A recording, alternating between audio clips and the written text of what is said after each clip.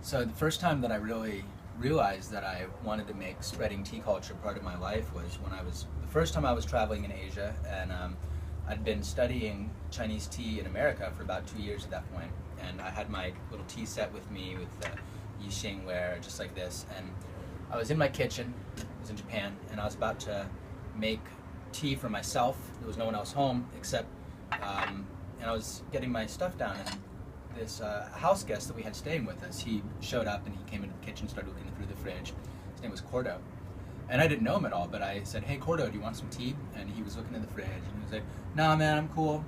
And then he turned around and he saw my tea set with the tiny little cups and the tiny little teapot, and everything's made of this brown clay.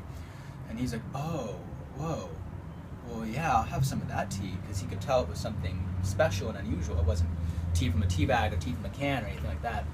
So we sat down and started having tea, and we ended up having tea for 2.5, 3 hours. And at the end, I was like, "Well, Cordo, thanks a lot for joining me for tea. It was fun." And he reaches over, he goes, takes my hand with both his hands and shakes it. He's like, "No, man, thank you. It was like a gift."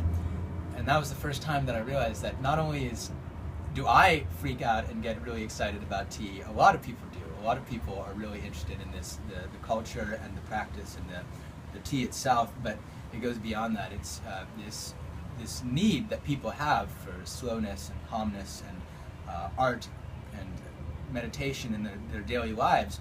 And ever since then, I've had that experience dozens and dozens of times. Someone who knows nothing about this, knows nothing about tea, just thinks of tea as one of many things in the world that exists, has this experience with me, and I see their eyes light up, and I see them get really excited, and they tell me it's like, "I've never had tea before," and they ask me like, "Oh, why do you do this? Why do you do that?" And they get all excited, and they go home and they research it. They call me later, and they're like, "I tried making tea at home, blah blah blah blah blah. Did you tell me how to do this?"